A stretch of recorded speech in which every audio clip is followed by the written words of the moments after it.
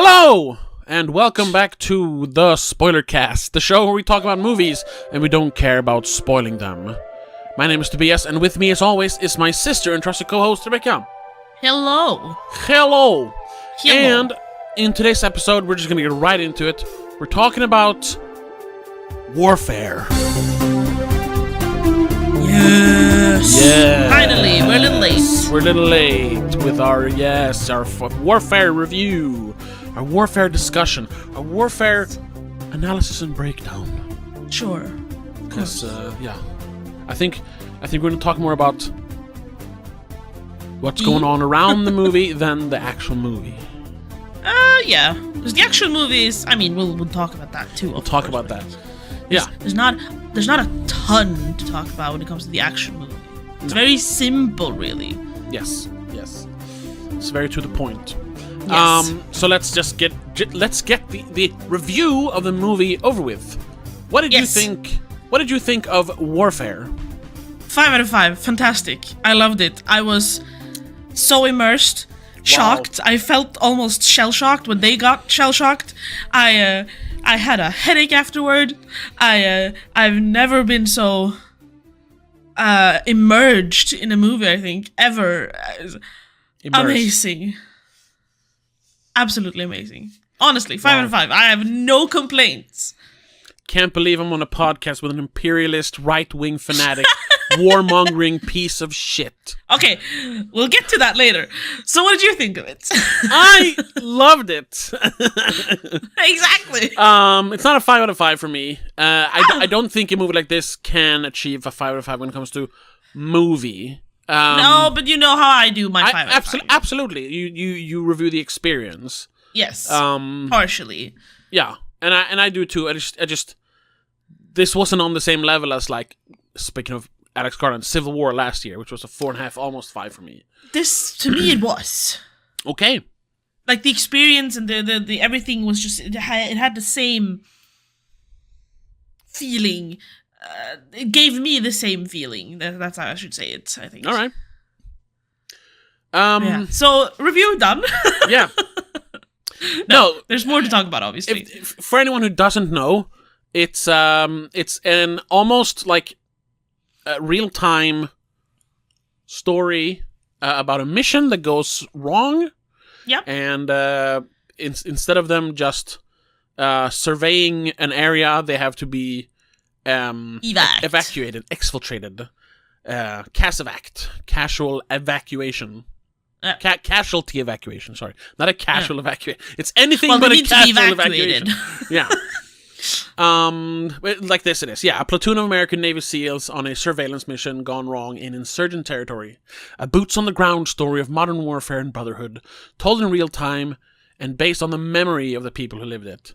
Yeah. I think, because, honestly... No, we'll get to that. So, yeah. The movie is, first and foremost, they made a whole big thing about it being directed by one of the guys who was in that situation. It's directed and written by Ray Mendoza. Yes. But he shares both writing and directing credit with Alex Garland, because this guy he's not a director. He's a soldier, or a former soldier.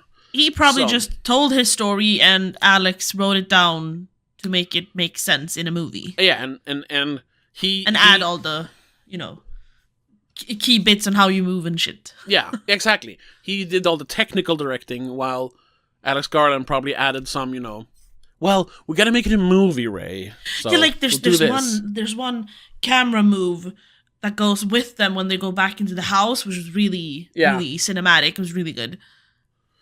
Yeah. Stuff so that's why they have decided to work together, but it's really Ray Mendoza's movie because it's his story being told. Sure, yeah. And yeah, other than an opening scene when they're all watching Eric Prydz Column Me music video, which is very funny, and then the night before the mission begins, sort of when they take the house that they're going to use as a base. Other than those two parts, it is. There are no, like, cuts, so to speak, in time. There are no time jumps. Exactly. It's the day after, and that's the whole day. That's all we're watching. Yeah. And we see it basically minute by minute. Yeah. And it's very interesting, which makes it, when the shit hits the fan, it becomes Literally. very, very intense. Even before that, it's very intense. It reminded me of, have you seen American Sniper? The Bradley Cooper, Clint Eastwood movie? Yeah, I think I saw that in theaters, actually. Oh, me too, yeah. It was, That's the one with the fake-ass doll, right? Yeah. His baby that he has in the end, yeah. Yeah. That one. There is the scene, it's one that was, they almost used the entire scene as a trailer. It's when they're on a roof, him and his spotter. Ah, yes. Yeah, are they see, they're surveying, just like they do in this movie. Yeah. And they spot someone, I think it's a kid running, and he has something in his hands. Yeah. And he starts running towards the convoy that they're protecting, and his job is then to kill this child because he poses Cooper. a threat. Yeah, to protect the convoy, and his spotter is like, "Come on, man, take the shot. You got the shot. Take the shot." And then he doesn't, because the kid was just holding his mom's phone. He was giving his mom the phone back. So fuck me. It was that scene, but for like 20 minutes. Yeah. No, I mean before the attack starts. Oh yeah, like that's 20 minutes and half an hour. Yeah. As they're it's supposed to be like boring, but you can feel the tensions with certain characters than other, I think. Sure. But you can definitely feel the tension that it's a routine mission. They've done this before, but also because something's gonna happen. You can feel that something's off.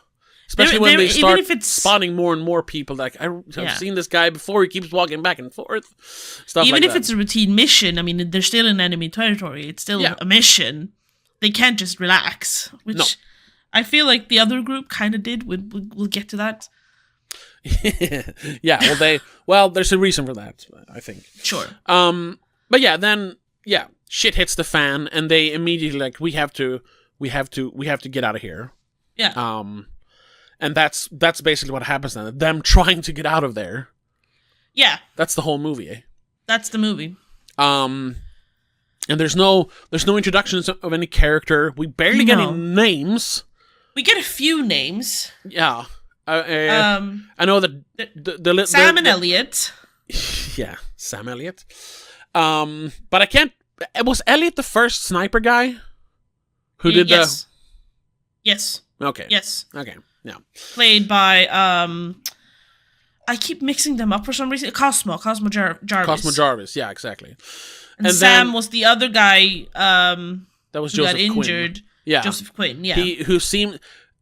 He was like alone in another room. It felt like he was like kind of off, but I guess he wasn't. I don't know. Was a little bit off. He was a little bit aggro. And then they don't call him Ray. I think they call him Dozer once, but Ray Mendoza is the young kid who is someone calls kind him of Ray. The main character, but not really. There's not really a main character. No. Which I really liked. Yes. I liked the fact that you could kind of every character, there are some characters that get less screen time, definitely. Sure. Especially since you have another company coming in after them. But even in the first group, there's one guy who you barely see him until they're about to leave, and then he has to take over the radio from Ray, and I was like, oh, that guy. there is one guy that I didn't clock the actor, but I know he's in the movie, and I saw his name in the credits.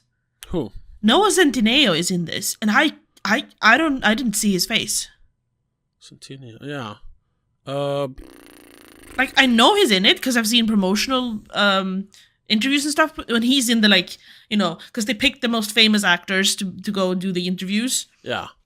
6 or 7 of them or something. Yeah. And he's one of them because he's a recognizable face. He's even though he has a really small role, I think. Yeah, he's part of the second. Same company.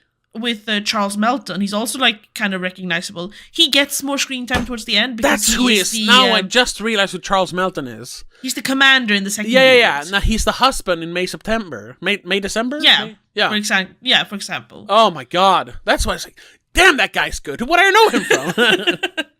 Yeah. Yes. But Okay. he doesn't show up until like the last 30 minutes. Yeah, something like that. He commands the scene when he does, but it's because he's the commander. Yeah. Do we want to? I mean, there's not much to spoil, but do we want to give a spoiler warning? A little bit, I guess, because you see some of it in the trailer, but just if you want to experience the movie fully, obviously don't listen to anyone telling everything. It's nice to be a little bit surprised, but it's also I don't think we're gonna ruin. You can't really ruin the movie by spoiling, But if you don't want any spoilers from here on out, because I want to mention, the big thing, a little details, yeah.